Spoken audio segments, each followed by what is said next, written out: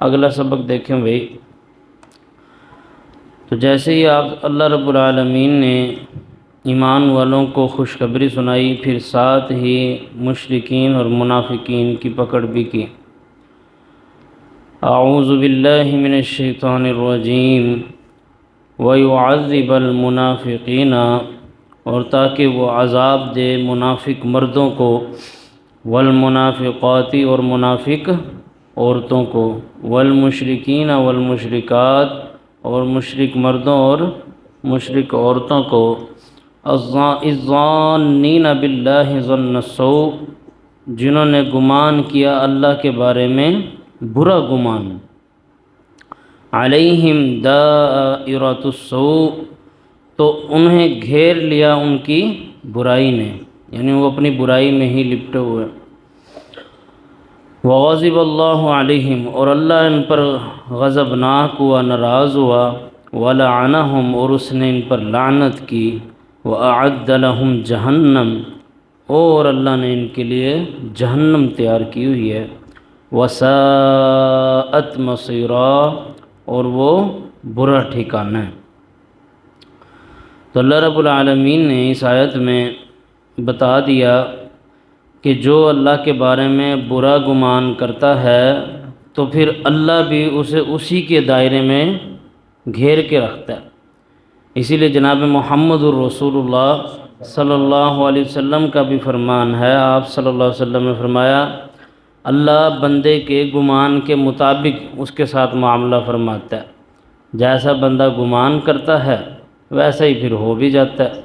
اب جو لوگ ناشکری ہی کرتے رہتے ہیں، ہر وقت بس رونا پیٹنا اور اللہ سے گلے شکوے کرنا کہ ہمارے ساتھ ہی ایسا ہونا تھا، اور جی بس میرے ساتھ تو ہوتا ہی ہمیشہ ایسے ہے، اللہ کہتا ہے اچھا اگر ایسی بات ہے تو پھر اب تیرے ساتھ ایسے ہی ہوگا۔ جو شکر گزاری کے ساتھ اچھا گمان کر کے اور اللہ سے اچھی امید کر کے چلتا ہے تو پھر اللہ بھی اس کے ساتھ وہی معاملہ فرماتا ہے۔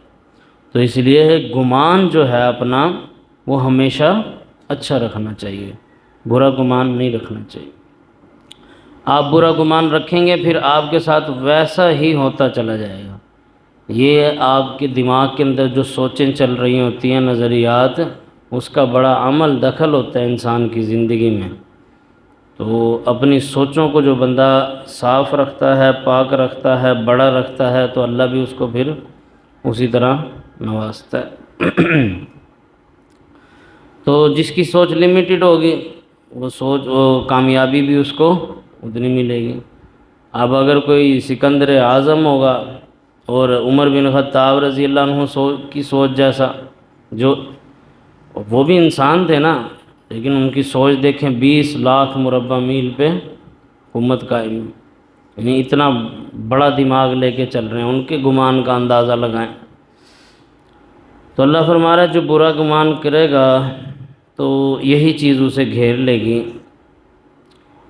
آگے فرمایا وَلِلَّهِ جُنُودُ السَّمَاوَاتِ وَالْأَرْضِ، اور اللہ ہی کے لشکر ہیں جو آسمانوں میں ہیں اور جو زمینوں میں ہیں، وَكَانَ اللَّهُ عَزِيزًا حَكِيمًا، اور بے شک اللہ غالب حکمت والا ہے۔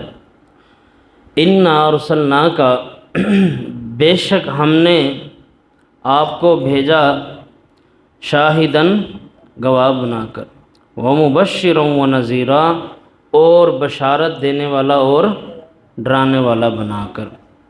یہ جناب محمد الرسول اللہ صلی اللہ علیہ وسلم کی شان میں ایک بہت بڑی زبردست آیت ہے کہ اللہ فرما رہا ہے ہم نے آپ کو گواہ بنا کر، خوشخبری سنانے والا بنا کر اور ڈرانے والا بنا کر بھیجا ہے۔ تو اللہ کے جتنے بھی پیغمبر ہیں وہ اللہ کی طرف سے داعی ہوتے ہیں، اللہ کی بات پہنچانے والے ہوتے ہیں، وہ اپنی طرف سے کچھ نہیں کہتے، جو اللہ کی طرف سے آرڈر ہوتا ہے وہ اسی کو پورا کرتے ہیں، اور اللہ ہی کی طرف سے وہ خوشخبریاں سناتے ہیں اور لوگوں کو ڈراتے ہیں۔ جیسے سورہ مدثر میں یا ایھا المدثر، اے چادر اوڑھنے والے، قم، کھڑا ہو جا، فانذر، اور لوگوں کو ڈرا۔ اب اس آیت سے ہمیں یہ بھی پتہ چلا کہ رسول اللہ صلی اللہ علیہ وسلم کی جو حقیقی دعوت تھی اس میں صرف میٹھی میٹھی باتیں نہیں تھی، واضح ہو گیا نا یہاں کہ صرف اگر میٹھی ہی باتیں کرنی ہوتی دین اسلام میں کہ آج آپ جی اچھی اچھی باتیں کریں بس، تو صرف یہ آتا وہ مبشرن، آپ وہ خوشخبریاں سنانے والا بنا کر بھیجا گیا ہے کہ آپ صرف فضائل کی باتیں کریں، مسائل کو چھیڑیں ہی نہ، اور لوگوں کو بالکل بھی نہ ڈرائیں، بس آپ اچھائی اچھائی اچھائی کی طرف چلیں اور برائی کا ذکر بھی نہ کریں۔ لیکن نہیں، یہاں بات ہو رہی ہے کہ آپ خوشخبری بھی سنائیں اور انہیں ڈرائیں بھی اللہ کے عذاب سے۔ دونوں چیزیں بیک وقت بے حد ضروری ہے۔ چلو بھائی یہاں سے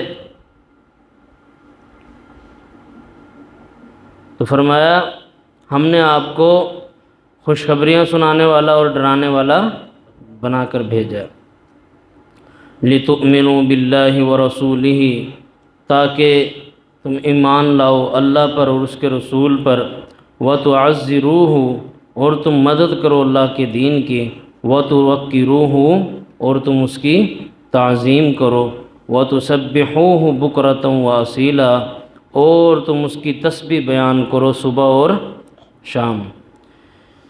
ان الذین یبایعونک، بے شک وہ لوگ جنہوں نے بیعت کی ہے آپ کے ہاتھ پر، انما یبایعون اللہ، بے شک انہوں نے بیعت کی ہے اللہ کی، ید اللہ فوق ایدیہم، ان کے ہاتھوں پر اللہ کا ہاتھ تھا۔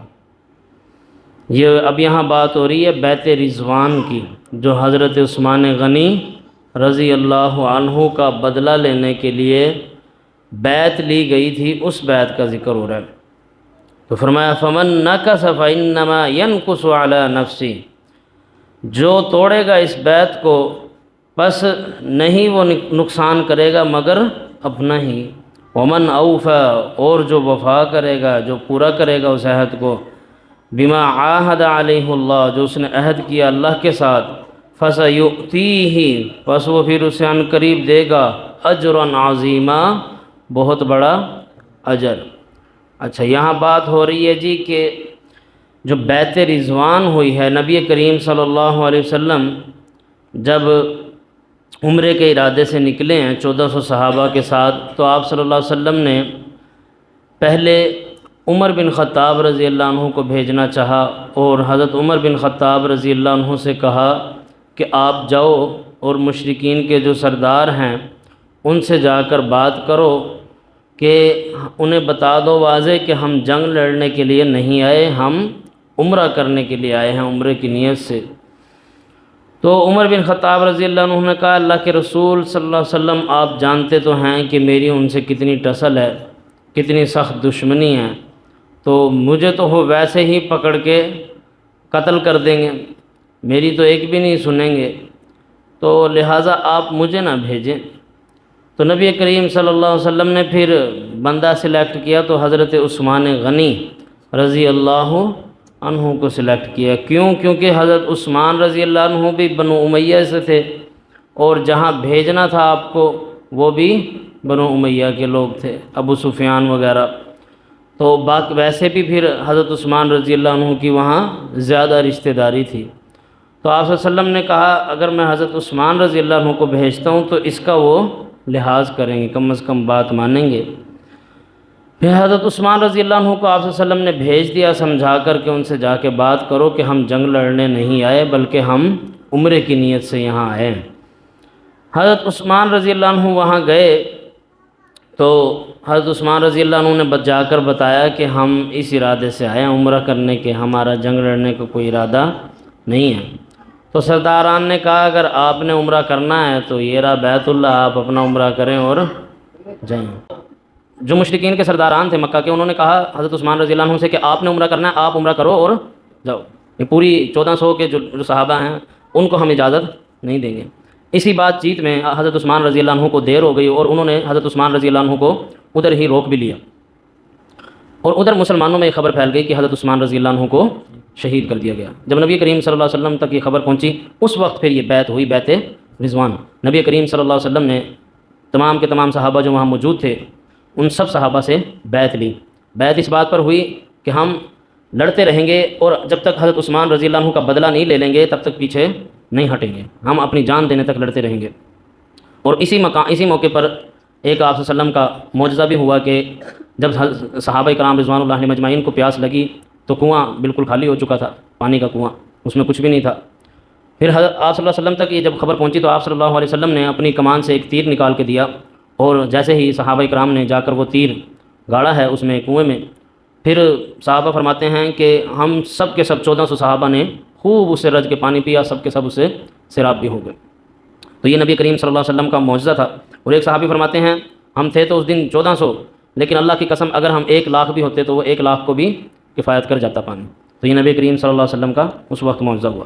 تو اس بیعت کے بارے میں اللہ فرما رہا ہے ان الذین یبایعونک، بے شک وہ لوگ جنہوں نے آپ کی بیعت کی اس درخت کے نیچے، انما یبایعون اللہ، بے شک اصل میں انہوں نے اللہ کی بیعت کی ہے۔ یعنی یہ اتنی بڑی بیعت تھی کہ اللہ کہہ رہا ہے جو آپ صلی اللہ علیہ وسلم کی بیعت کر رہا ہے وہ حقیقت میں اللہ کی بیعت کر رہا ہے۔ ید اللہ فوق ایدیہم، ان سب کے ہاتھ پر اللہ کا ہاتھ تھا۔ یہ بھی اللہ رب العالمین نے فضیلت بیان فرمائی ہے ان جو صحابہ بیعت رضوان میں شامل ہوئے ہیں ان سب کی۔ پھر یہ دیکھیں کہ یہ آیات حضرت عثمان غنی رضی اللہ عنہ کی فضیلت میں نازل ہو رہی ہیں۔ اچھا آپ نے سنا ہوگا لوگ آج بنو امیہ کے بارے میں کتنی بکواسیات کرتے ہیں۔ اب یہ آیات باقاعدہ خاص انہی کی فضیلت میں نازل ہو رہی ہیں۔ حضرت عثمان رضی اللہ عنہ کس سے تھے؟ بنو امیہ سے تھے۔ ان کی ہی فضیلت میں یہ آیات نازل ہو رہی ہیں کہ اللہ فرما رہا ہے ان کے لیے جتنوں نے بیعت لی اللہ نے ان سب کو معاف بھی کر دیا، بخش دیا، اور جو کوئی اس بیعت پہ قائم نہیں رہے گا وہ اس کی اپنی جان کا اللہ کہتا ہے میں نقصان کروں گا، وہ اپنی ہی جان کا بیڑا غرق کر رہا ہے۔ اور اگر کوئی وفا کرے گا اس بیعت میں کہ حضرت عثمان رضی اللہ عنہ کے ساتھ کھڑا ہو تو اللہ فرماتا ہے ہم بھی پھر اسے عن قریب بہت بڑا اجر عطا فرمائیں گے۔ تو یہ بیعت رضوان کے بارے میں یہاں بات ہو رہی ہے۔ اچھا جی یہاں رکو مکمل ہو گیا، اب سبق دیکھ لیں، سبق یاد کرتے ہیں۔